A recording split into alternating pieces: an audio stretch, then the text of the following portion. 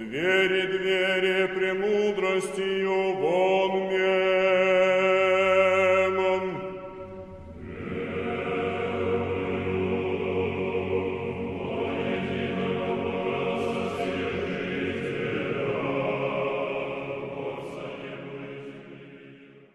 Good evening and welcome to All Things Considered in the Canadian Orthodox Monastery again. We'll start now that it's winter with our little fireside discussions and hopefully have guests who propose questions or subjects that we can discuss. I want to take us back a little earlier in time because for at least the last 10 years we've been talking about the future of water wars, so the future war would be fought over water rather than the things that's been fought over in the past, primarily oil. And oil will pale to insignificance when people can't have water. Fresh water, of course, is not only necessary for life in and of itself, our life, but we can't obviously grow crops without it. A few years ago, when my colleagues and I were in the conversations with Islam, visiting northern Syria, one has to recall that during the time of the East Roman or Byzantine Empire, the northern part of Syria was a major wheat-producing region. And it was up until fairly recently. It was during the Ottoman epoch and after the Second World War. Still a great amount of crops were produced in this region. Now the region is arid, not semi-arid, but just arid. And desertification has really set in that region. One of the reasons is that the aquifer has been used up. For thousands of years, people have been irrigating from the aquifer and from rivers that once existed but now don't. The one that runs through to the coast from northern part of Syria. And really I fed the city of Antioch when Antioch was still part of Syria rather than Turkey. Recently, an accord was struck between Israel, the Palestinian Authority, and Jordan about the share of water from the Sea of Galilee and the Jordan River. And a solution was proposed for the drying out of the Dead Sea. Among other things, the Dead Sea loses so much water, it's a major tourist attraction as well as anything else, so it's part of the economy, but also considered to have medicinal properties. So there's an agreement being reached now to pipe water in from the Red Sea into the Dead Sea to keep it from completely drying out or evaporating. But I noticed recently that Shelley, one of our, I think, very interesting geostrategist actually, has his editorials periodically in the newspaper, and somebody who's very highly qualified, talking about the age of water wars. There's a limit to this resource, and people seem to not realize how delicate the balance of water is. Even here in British Columbia, which is famous for its rainfall, we've had water rationing in the last few years. So it's a serious problem. And for people to work out a way to cope with such problems, it's extremely difficult. But I simply wanted to mention it as the fact that we will have future wars over water. And one of the reasons that we have tensions about water, I know the Americans often want us to sell Canadian water, to turn it into a commodity instead of a basic human right, which it is in Canada, and sell it out of the country. We have people like Nestle's corporation and others taking a huge amount of water from the British Columbia aquifers and exporting it all over the world in bottled form. And one of the plans has been to privatize the entire water supply and turn it over to companies like Nestle to provide water for citizens at a profit. And this idea of privatizing and turning water into a commodity is really one of the greatest impingements upon fundamental human rights. And yet I don't see enough people raising their voice or speaking about it. And once we've alienated our water supply to the point that people have private wells on their own land that have a meter put on the well, and they would have to pay a private corporation like Nestle's or Coca-Cola for the water they take out of the well on their own land from their own aquifers. That's been a proposal. It's something people should be quite aware of, and certainly sounds like the sort of thing that would be gratifying to Antichrist, to control water as well as food. Major corporations already have a fair corner on the food market through selling seeds that will not produce seeds. They'll produce a crop, but you cannot save back seeds to plant. Again, you have to buy them from the same corporations. If water is turned into a commodity for private enterprise, then we'll have exactly the same thing. And what about the poor people who get poorer while the rich get richer? How are they going to be able to afford water? So we're going to have very serious social unrest and social problems if we allow the commoditization of water. We'll have enough problems with wars, again in the Middle East, but other countries, China for example, has a gross shortage of water, and a plant piping water from Lake Baikal, which is both the oldest and I believe the deepest freshwater lake in the world. But if China pumped its needs from Lake Baikal, the lake would last for about 50 years and then it would be gone. Already some of the major rivers in China have no water by the time they reach the sea. They're just mud flats, because so much water is taken out upstream that it just isn't there. Consequently, when there is flooding, it's usually a flash flood. It comes very unexpectedly, and a horrendous amount of water comes down from the mountains and inundates the homes of, well, in China it's millions of people because of the population, and people tend to want to live close to a river for obvious reasons.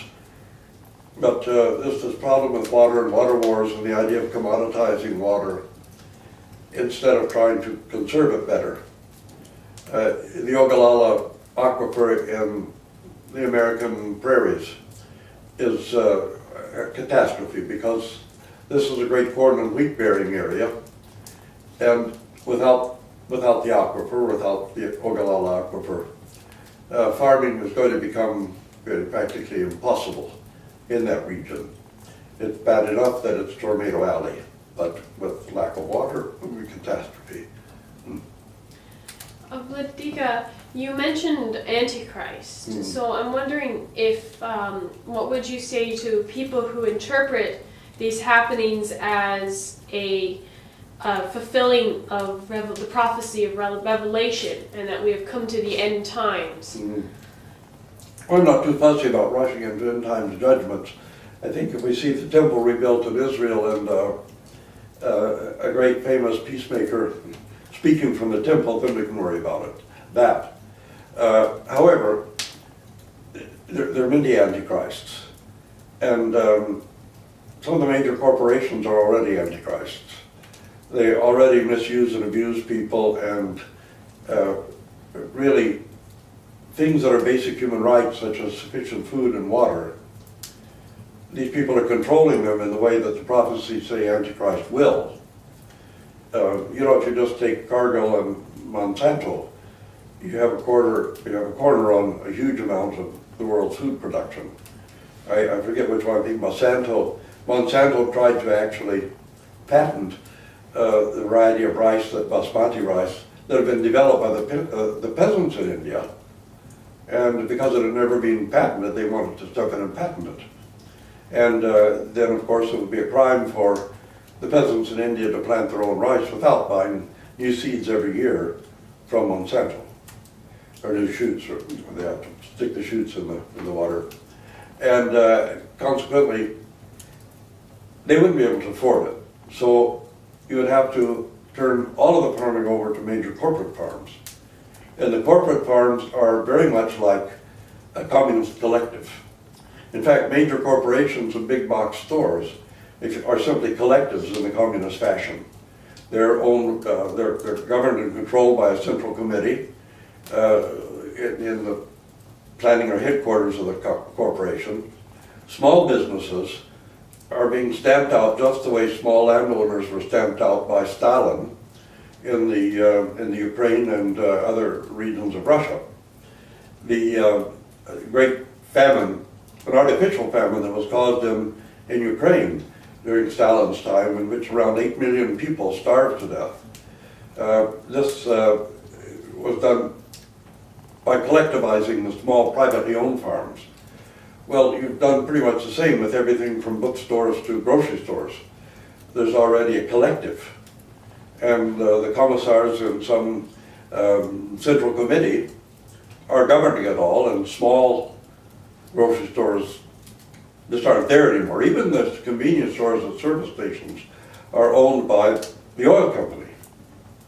And you know, the lessee or the manager of any one of these stores, they can improve the business and sell more, but then their lease goes up. The company only allows them to make a certain profit. If they're really good managers and make more money, the company simply takes more of it from them. So these are all collectives in the communist fashion, although in our case they're consumer corporatism. This is consumerist. What we really have is consumerist collectives instead of communist collectives. But they're basically the same, and they basically operate and function on the same pattern, in the same mode. The collective farms, every corporate farm that takes over hundreds of small privately owned farms is simply a communist-style collective, even though it's considered to be capitalist because it's owned by a corporation instead of the government. So now we have corporate collectivism instead of government collectivism, and people think it's fine because it's okay, it's a corporation, so it's capitalist. But it's still a collective. It's still governed by local commissars, and the ultimate government over these collectives is a central committee, which we call a corporation or corporate headquarters. What we've actually done is instill a form of communism and call it capitalism in North America. Instead of the government making the profits, an international corporation makes the profits, and you have exactly the same situation that you had in the Soviet Union of it. So whether it's Antichrist or not, what we do have is a triumph of a kind of communism that is called capitalism only because the Central Committee and the commissars are private citizens rather than government. But it would be very simple for Antichrist to extend that and take it over and say, look, you know, people aren't getting enough food, so whatever he calls himself, the vicar of Christ on earth, or claims to be the second coming of Christ, I'm going to have an equitable distribution of food, so I'm going to take all this over under my government. That's a kind of a foreshadow of Antichrist, but I wouldn't rush about saying when the end times are. I wouldn't go into end times prophecy. I'm just saying that this sort of thing could help facilitate it. So, yeah. Well, the other thing that I wanted to invite people's attention to, I have two articles here about nightmare bacteria, that is, bacteria that are completely resistant to all antibiotics. And some of you might remember that about 10 years ago or so, we'd written in our old journal, the Orthodox Canada Journal, which somebody's kind of plagiarized the title now, somebody we definitely don't agree with has plagiarized the title. But the old Orthodox Canada Journal, which is now online, we mentioned about the problems of using antibacterial dish soap, antibacterial household cleaners, antibacterial hand wash on a regular basis. I could see having them in a hospital where people are visiting or going from one ward to another. The problem with things like antibacterial cleansers and antibacterial hand washes and dish detergents is that like all antibacterial things, all antibiotics, they end up killing the weaker bacteria, but they leave the stronger ones stronger than they were before. Bacteria, humans make a step in evolution about once every 20 years. There's some small evolutionary step, because we're very complex organisms. When simpler organisms, before we became complex, evolution was driven quite a bit faster. We're very complex organisms now. In fact, we're made up of a complex of microorganisms, even the mitochondria, which is what makes our cell life possible, is a microbe that invaded the cell many years ago, and so every cell we have has, so we're kind of a symbiotic assortment and gathering of various microbes, including the ones in our stomach that make digestion possible, our digestive tract. Microbes, bacteria on the other hand, evolve about every 20 minutes, sometimes faster when they're under pressure. And they're under pressure from antibiotics. The other thing is that bacteria have sex. And this might shock some people, but sexual reproduction began about 3 billion years ago, with Puhalo probably, certainly with early cells that began to develop in a way that they could share. By the way, the proper definition of sex is the exchange of DNA, or the exchange of organic matter between two individual units, cells. So the exchange of different things that cells have built up within themselves. This is actually the definition of sex. Now, the bacteria share amongst themselves, and also share with viruses, various evolutionary events. And one of those evolutionary events is to pick up antibiotic resistance. If one cell becomes resistant to one antibiotic, within a day, it's shared it with millions of other microorganisms. Not just bacteria, also with viri. Because viruses sometimes attack bacteria, and they exchange their DNA. And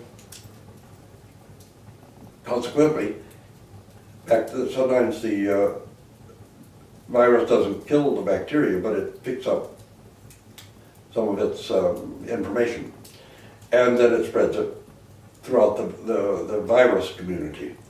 So about every 20 minutes, these bacteria are evolving. It takes us to take a small leap in evolution, about 20 years. So for us to build up a resistance to ever-evolving bacteria and viruses is extremely difficult, very, very slow. We do it over a period of time, but we do it at a price. Sickle cell anemia, for example, is the result of the evolution of resistance to malaria in certain peoples in Africa. The people who have built up a resistance to malaria will then develop sickle cell anemia because there's been a trade-off in the body. Every time we become immune or develop an immunity to an infection like malaria, we do it at a price. The same way that the Ashkenazi Jews, which I'm a quarter Ashkenaz, but anyway, the same way that Ashkenazi Jews built up to have Tay-Sachs syndrome. That was a trade-off for some other evolutionary development in that community. So there's always a trade-off. And the bacteria and viruses trade, plasmids and little particles that contain evolutionary developments, evolutionary events. Among those, of course, is the resistance to antibiotics. So it happened very fast. And we have come to the point where I think carbopentins are the last court of last resort for antibiotics.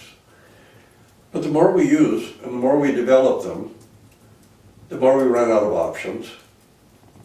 And unless we develop a radical new way to fight infectious diseases, antibiotics are becoming increasingly useless now.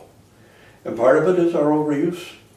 Every time you use an antibacterial detergent, an antibacterial household cleaner, an antibacterial dishwasher, or antibacterial hand soap in your home, you're actually helping to create a major infectious disease catastrophe for the world, because you're just creating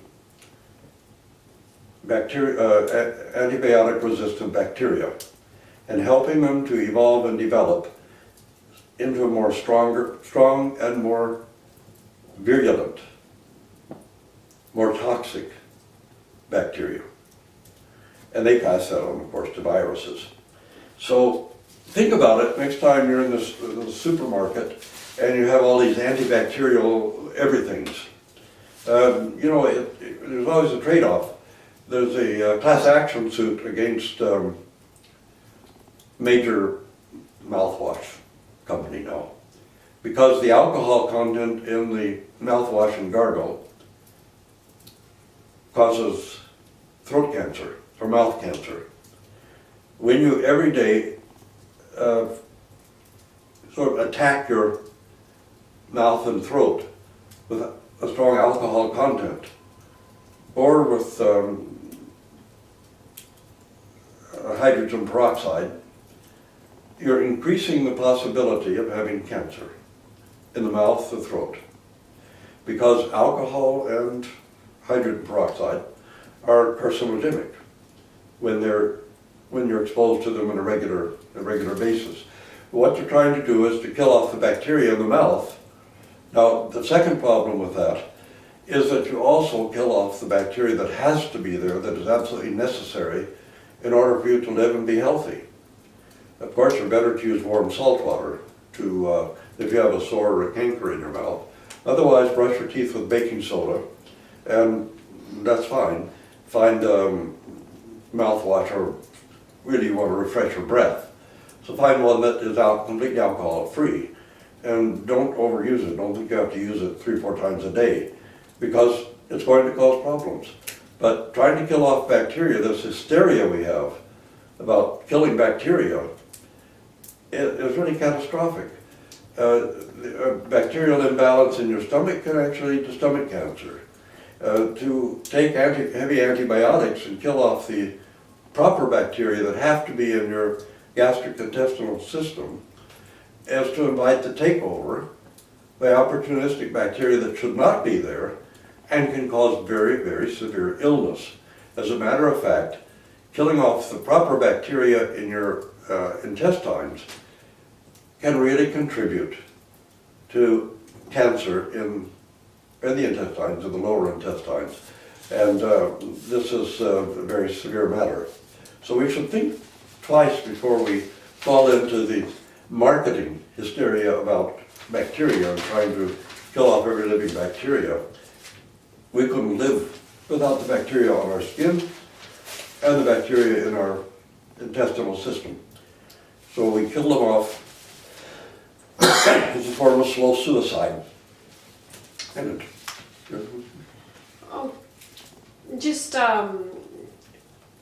could you elaborate a little bit on where these forms of antibacterial resistance is forming in most places of the world? You mentioned like India and China. Well, India and Africa were among the worst because there was an overuse of antibiotics in so many places, because they were something new and exotic, and people thought they were a cure-all. One of the reasons why we have the development of antibiotic-resistant tuberculosis is because people would start treatment but not finish it. So they would take the medication, then when they felt better, they felt well, they just stopped taking the antibiotics. And of course, the strongest tuberculosis bacilli were still alive. They were being subdued by the antibiotics, but they were still alive. The weak ones, enough of the weak ones had died off, and the stronger ones had been mollified to such a degree that you felt completely well, so you just quit taking the medication. That's why on the labels of antibiotics, when you get them from the pharmacy, it says take until finished, completed. You have to do the complete cycle. So on the one hand, people use them far too much. On the other hand, people stopped using them far too soon when they actually had a need for them. One of the sad things is the number of doctors who will prescribe an antibiotic for a viral infection, knowing that it will do absolutely no good whatsoever.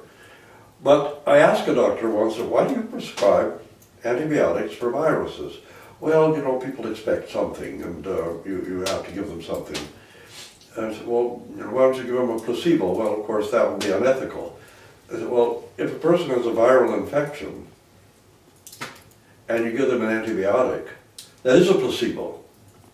Because you know very well it's not going to treat the viral infection at all. It has nothing to do with it. What it will do is to kill off the normal bacteria in the person's system, which are helping them to resist the invasion of the virus and the invasion of other opportunistic bacteria.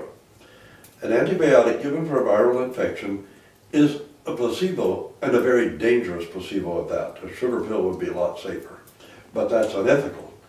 Well, as if giving an antibiotic for a virus wasn't absolutely unethical, and more than unethical, dangerous. So that's, in India, just such a huge, enormous mass of people, and people want to get a antibiotic for practically everything, and the doctors there are perhaps not even as careful as they are here, and we have plenty of careless ones. So there's a huge antibiotic resistance, a residual one there. Perhaps in China as well. I mean, you can't get any information out of a communist country really, but perhaps there as well. You know, the HIV/AIDS problem in Russia and in China is probably beyond comprehension. But of course, both countries, I mean, Russia is not communist anymore, but it has a very closed society. And the Chinese government always wants to save face, so they don't report to the World Health Organization or others. But little by little, we find out that there you have millions and millions of people who are infected. Africa, of course, has the worst known infection rate, because Africa is where AIDS came from originally. But these problems are you know, enormous. Well, you also don't know about antibiotic-resistant things in these countries either, because it's hard to get real medical information out of them. But I suspect it, at least in some areas of China, it's a very serious problem. And that's, so we need to accommodate ourselves to microorganisms and find out how to live together with them in a way. They were more dangerous in the past when people bathed maybe once a month, maybe even less often. You remember when Theophano was Byzantine princess, the niece of John Symmachus, I forget her father was Romanos or something, but she was married to Otto, the German king or emperor, and she was very much hated in Germany, especially around the palace, because she took a bath every day, and she ate with a fork instead of her fingers. Well, no wonder she was healthier. But if you stop to think that that was a scandal, to take a bath every day and to eat with a fork instead of your fingers, you realize that, well, yes, I mean, infectious bacteria were much more dangerous in those days. But now, you know, just normal hygiene is far better than using antibacterial substances. You know, the drying your hands after you wash them, the friction builds up enough heat to kill a lot of bacteria. That's why you should dry your hands carefully afterwards and wash them. Soap and water and a good rub down with a towel are the best possible guards against infection. Washing your hands regularly with plain old soap and water. Soapification itself lifts a lot of these microorganisms off your hand, and rubbing them, the heat generated by drying your hands briskly gets rid of others. It's far more effective and far safer than antibacterial soaps, or hand cleansers as there actually are. Also, antibacterial hand cleansers contain a certain amount of alcohol as a base. And, you know, we once had a rehab case here at the monastery, an alcoholic, and he finished off the vanilla extract we had upstairs, and then got violently ill, so ill that an ambulance had to be called, and of course the police came out as well, because he had found somebody had brought an antibacterial hand cleaner with them on a Sunday, and left a sizable container upstairs, and this young man had drank almost the entire bottle because it had alcohol in it. And he almost died from it, of course. So he was hauled away to a hospital, and we didn't see him since. So it's, you know, we have to stop and think. The advertising industry is the serpent of Eden in our day. It's there to make you desire, want, and fear, and because you fear to desire also.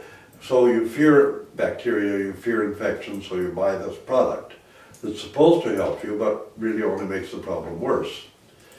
And don't fall for everything that the advertising industry tells you.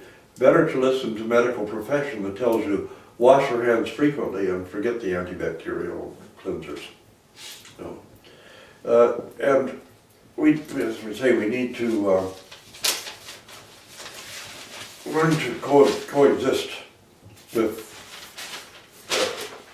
microbes, because they're going to be here long, long after we're gone. Microbes will always be here. They've been here for 3 billion years, maybe more. They're the actual origins of life on this planet. And they survived things that more complex organisms can't survive. That's us. So we could go the way of the dinosaur, but the microbes would still be here. So we pay attention a little bit and think for yourself. You know, I know thinking is rare. People, one of my favorite stories by Herrick or any one of the early British writers, in one book that I read as a child, actually, the characters were all dogs. And Mrs. Poodle is lamenting, "Oh dear, what will people think?"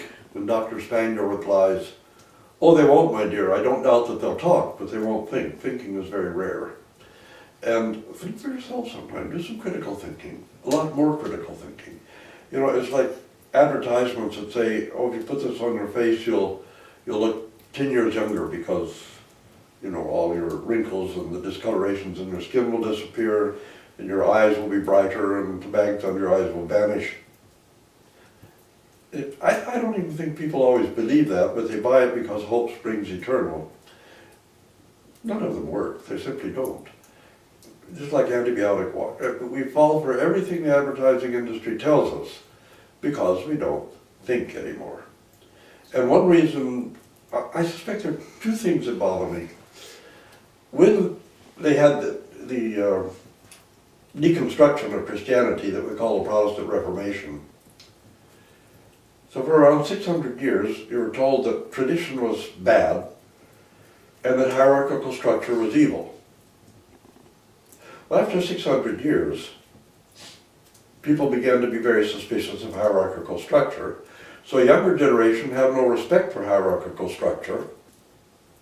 But hierarchical structure includes the principal, the vice principal, and the school teacher. It includes the mother and the father, and it includes the boss you have to work for when you become employed, but it also includes the hierarchical structure of the police. Well, if hierarchical structure is evil, then why should you pay attention to any of these hierarchical structures? They're evil. So why can't you have discipline in the schools? Because it depends on a hierarchical structure, and hierarchy is evil. And then people come along and say, oh, we want to defend traditional marriage. Oh, but wait a minute. I mean, haven't you people in your churches been preaching against tradition for centuries? And now all of a sudden you want something traditional, but you've already wiped that out of people's minds. And, you know, this is something that we also have to think about, that in fundamentalist religions in particular, and that's fundamentalist within the Orthodox Church as well, as Islam and Protestant churches, you don't want people to think critically.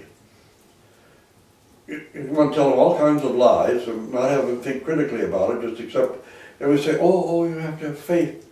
But it isn't faith in God that you're preaching. It's faith in yourself. It's faith in what you're preaching. It's faith in your ideology. It's faith in the cult that you formed and created out of your parish. It's faith in the preacher, not in God. Critical thinking is something that we must have. And when you stamp that out and tell people that there's something wrong with it, because when they think, they don't always agree with you. When they don't think, they might agree with you. That's part of the problem about it. So what about in some young people will state or proclaim that they have no respect for authority because they've experienced cases of authority figures taking disagreement or any kind of questioning as disrespect, a display of disrespect. Yeah, so like Konstantin Pobedonostov in Russia saying that opinion is one of the greatest evils. Opinion. Metropolitan Anthony Kropotkin, one of my great theological heroes, was quite insistent on teaching students to think critically. And he had said before, some time before the revolution, if you don't teach the students to think critically, they'll all become socialists because it sounds so good on the surface, but they won't be able to think critically about it to see beneath the surface. And actually the communist movement may very well have started in the seminaries. But one thing, like the Kazan movement at the Kazan Spiritual Academy, the sort of university level seminary, in the 1800s, a lot of the students began to see, why don't we try to be more Christ-like? Why don't we try to be more like the ancient Christians?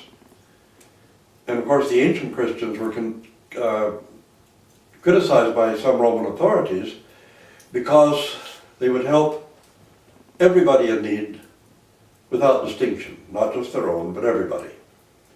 See, in the Roman structure, the guilds, the associations, the corporate bodies of various kinds would look after their own, but nobody else. But the Christians were dangerous because they would never ask you any questions. If you needed help, they helped.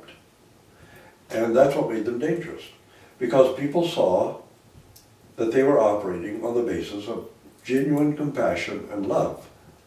Others, a kind of self-interest, you know, my guild has to look after me because I'm part of the guild, and I look after the other members of the guild when they need it. A great deal of self-interest in it, but for the Christians there was not self-interest. They would look after anybody who came along. And medicine, of course, was very important, at least in Eastern Christianity, from the very beginning.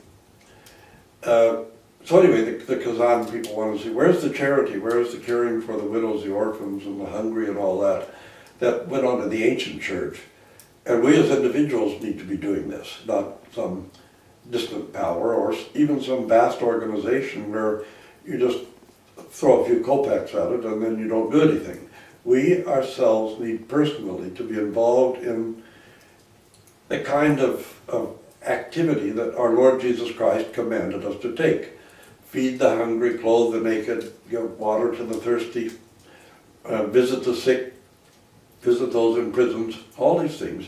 Well, he started a big movement to do this, and the central government, I guess the Oberprokuratorship, and a few people, doubtless of the kind of Constantine Pobedonostov, who was his contemporaries, said that he looks, more than anything, he looks like a walking corpse. And I think he probably had the heart of a corpse as well. But in any case, they shut down the Kazan movement right away because it was dangerous. Why was it dangerous? Same reason Pliny the Younger, who started the persecutions of Christians in Pontus area, Cappadocia, thought Christians were dangerous because they began to care for everyone without distinction. And somehow the government in Moscow, in Petersburg rather, felt that the Kazan movement was dangerous because that's what they were doing. They were doing what the gospel commanded them to do, and few things can be more dangerous than having people try to obey Christ and follow the things the gospel teaches them to do. Very dangerous to society. You know, that's, or so people seem to think. I was extremely pleased with Pope Francis's, one of his latest pronouncements, and how sincere he is, nobody knows, but I cherish the pronouncements he makes. And people will recognize that we've been saying these things on our broadcast for close to 10 years, as long as we've been broadcasting anyway. Ideology is deadening to the faith. And moralism is anti-Christian. Now, I can't quote his exact words, but I think you'll find them online. But he condemned moralism and ideology, and somebody sent a copy of his quote to me and asked me if perhaps Pope Francis and I had been having coffee together and discussing these things, because things that we've been saying from here for the last 20 years, or 25 years perhaps, in our publications. Moralism is anti-morality. Moralism is self-serving, and usually the moralist is trying to cover up for what he does in his private life, what he's actually doing. Never trust a moralist, because a moralist is doing the very things that he condemns, and his moralism is simply a cover-up for it. Remember what we've always said, moral outrage is a form of confession, because we hate most in others what we fear most in ourselves. So the moralist is somebody who's wicked and has a very dark corner in his life that he or she are trying to cover up for and hide, and that's why they resort to moralisms instead of authentic morality. And I'm glad that the Pope has addressed this. I'm also very touched that Pope Francis has gone out on the street in plain clothes, simple clothing, and actually eaten with and had conversations with street people. You know, instead of complaining, of course Fox News attacks him virulently for having done these things. They're beginning to call him a communist or something. But then Fox News is a sea of hatred and malice, and a sea of lies and distortions, disingenuousness, moral turpitude. And having watched a few people on Fox News, Hannity and Bill O'Reilly, it's also a sea of abysmal ignorance and unmitigated stupidity. The tide goes in, the tide goes out. Nobody knows why the tide goes in, why the tide goes out. Of course, every school child does know, but in any case, that's about the height of the intellect of Fox News. Attacking the Pope because he's trying to be a genuine Christian. And authentic Christianity is very shocking to most Christians. It's very frightening to most Christians. People who try to obey Jesus Christ are very, very frightening to most Christians of our day. Like the legend of the Grand Inquisitor Dostoevsky. So the Pope is very frightening to a lot of Christians, including the College of Catholic Bishops in America, for whom the Pope is an extremely embarrassing individual, because he's trying to do what Christ taught him to do. Because he's trying to pay attention to what the gospel actually says and fulfill the gospel. Therefore, there are already a good many Christians who think he should be burned at stake or at least retired and sent off to Malta or something. The person who tries to obey Jesus Christ, the person who tries to follow the gospel and take it seriously, is terrifying to most modern Christians, including a great number of them in the Orthodox Church as well. And this is one of the terrible, terrible realities that we face. Christians do not wish to pay attention to the gospel except to use it as a bludgeon and to use it as a source for authority for the reinstitution of the Old Testament law, or things even worse than the Old Testament law. Christ is the missing element in most of today's Christianity, especially evangelical Christianity and fundamentalism, whether it's in the Orthodox Church, the Catholic Church, the Church of England, or any Protestant denomination. Fundamentalism is the enemy of Christ, the enemy of the gospel. And this is a terrible reality of Christianity in our day. So the Pope is frightening, maybe very dangerous,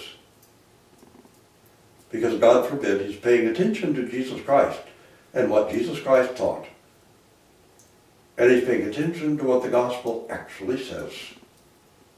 And hopefully he will go all the way, all the distance that he possibly can with his obedience to the gospel and the attention he pays to our Lord God and Savior Jesus Christ and the true teachings of Jesus Christ. And the great shame is, we at this time have not one single leader in the Orthodox Church who can hold a candle to Pope Francis when it comes to being a genuine Christian. And I hope that he will shame some of our leaders into paying attention to Christ Jesus and to what the gospel actually teaches us, and try to impart that to the life of the Orthodox Church in the world today. God bless you all, and thank you for joining us.